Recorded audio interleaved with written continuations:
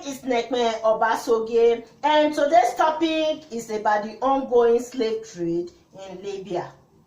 As we all know, slavery is a serious crime against humanity. However, slave trade is still a reality in Libya right now. Black Africans are being sold as slaves. Our girls are being raped.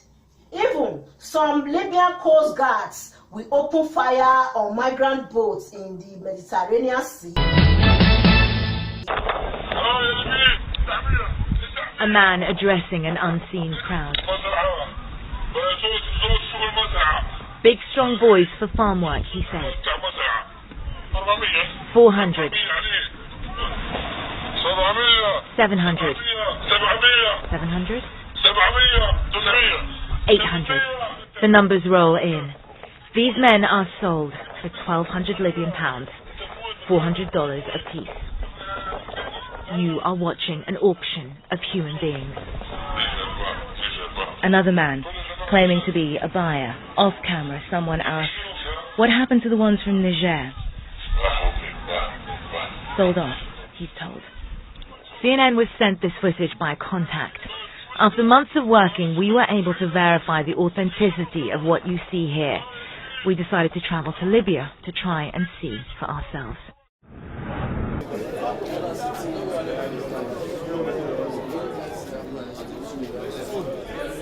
No food, no drinking water.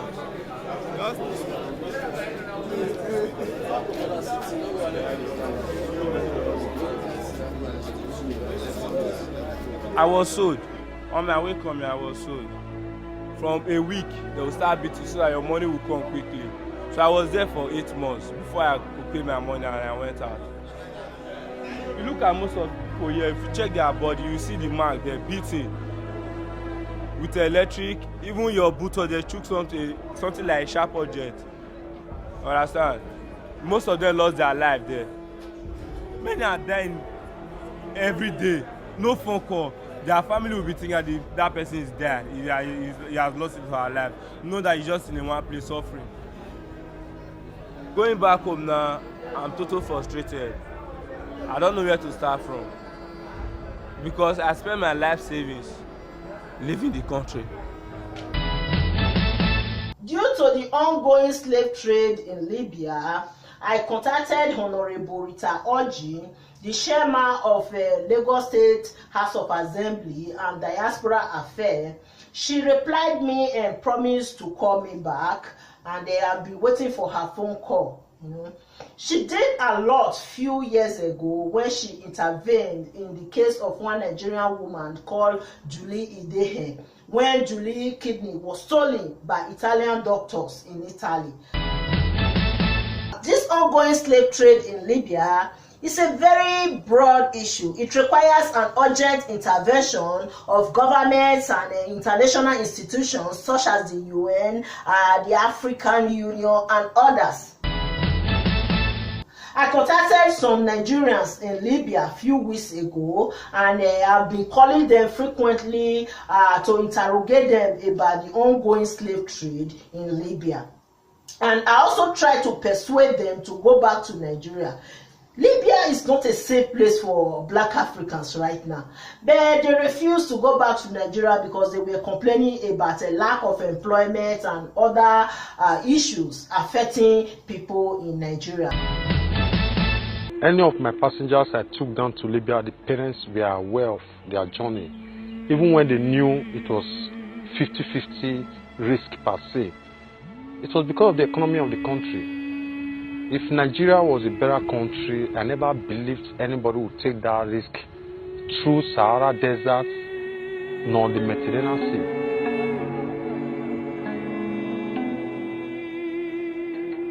On my last trip to Libya, I came across a series of graduates on that journey, like me. Even people that graduate from private universities. I have no choice. I never feel good maybe becoming into all this whole thing, trafficking people from here to Libya. I'm never happy with it, but it's a situation of things that I have to survive. According to statistics, people from Edo State are representing the majority of Nigerians in Libya right now. Even last month, 26 Edo women who drowned in the Mediterranean Sea were buried in Italy, and 2 of these women were pregnant. Due to these statistics, I invited 2 indigenes of Edo State to the studio this morning to discuss about why people from Edo State are representing the majority of Nigerians in Libya. Listen to what they have to say about this. What do you think about this new trend of slave trade in Libya, and why people from Edo State represent the majority of Nigerians in Libya? You see, we have a lot. This slavery started even before the colony and after the colony, before they put an end in 1830. But today, this slavery still started from sub-Sahara, like the way it's just starting from Libya. That is how the slavery started. Now our Benin people, now migrating today, is lack of our government structure, because with the graduates, they finish their education, there's no job. They closed most of the companies. What happened to Okpila Cement Factory? It was sold, and that Okpila Cement Factory can take more than 1,000 employees. What happened to Edo Line? It was shut down instead of refurbishing them. These guys, they don't have job. Now other people who manage, who have people in abroad, who were being helped. Some were disturbed by visa problem, and they tried 1 or 2 or 3 times, but there was no way. Then the next thing, you have to plan one way or the other. Illegal way.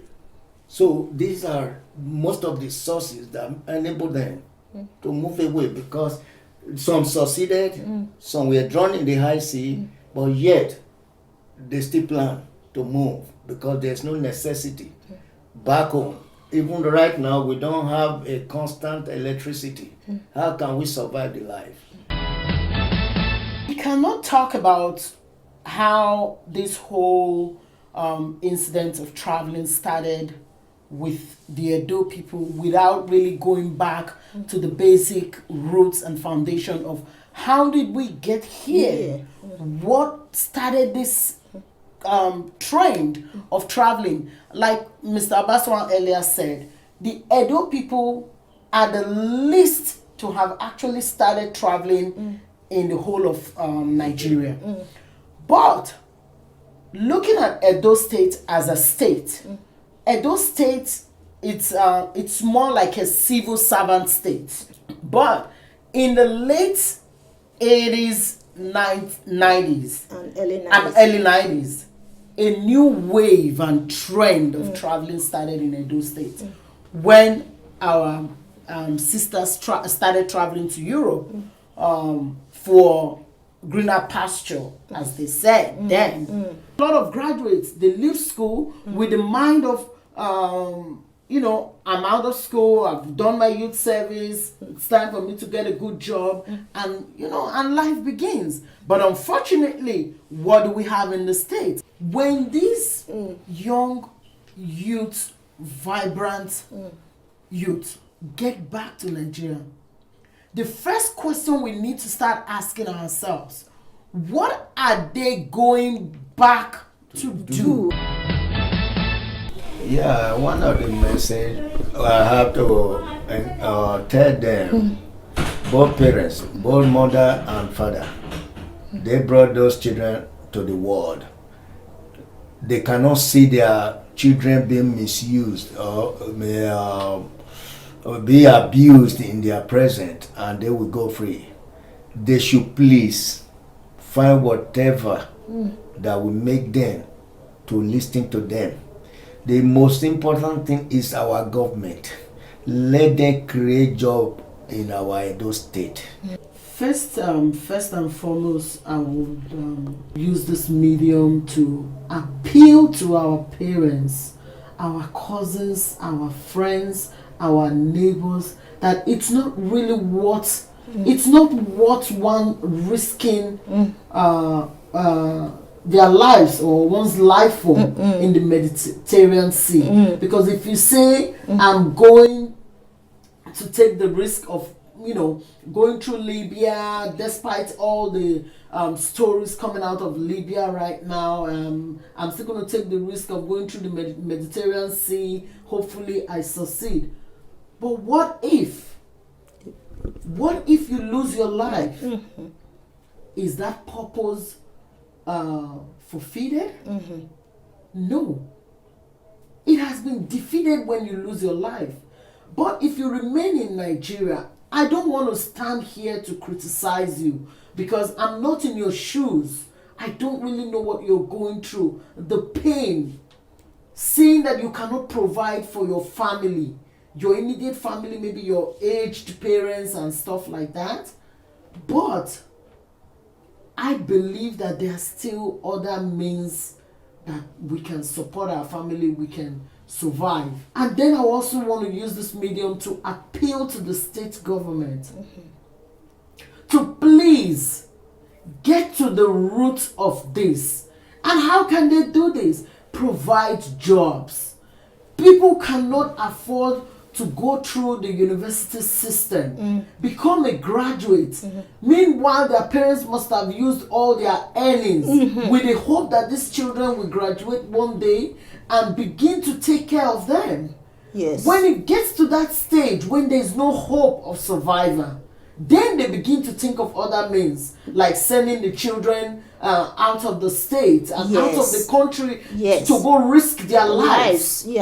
To make means of survival for them. So I want to appeal to the state government to please try to create more jobs. Arrived, and earlier in the day we were seeing people jump off those into the water, which is the nightmare scenario for the charities that are here. Are these rescue missions part of the smugglers' business model? What of the politics of this? But for one woman on one boat, the crisis boils down to this.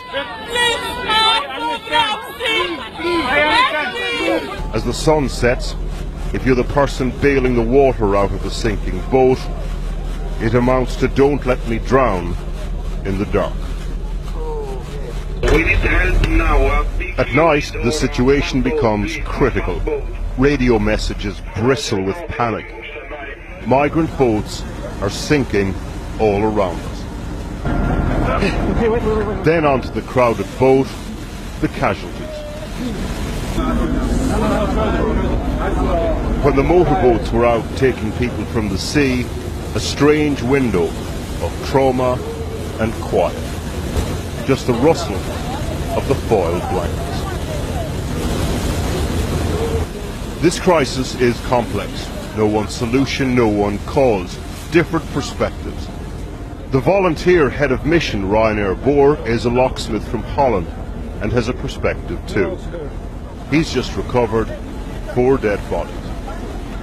How is it possible that so close to the border of Europe people are dying?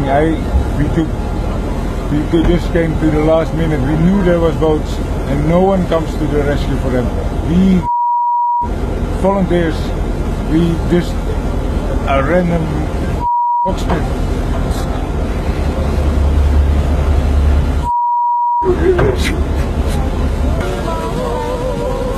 The thing about this crisis, the closer you get to it, the harder it is to make sense of why it's happening.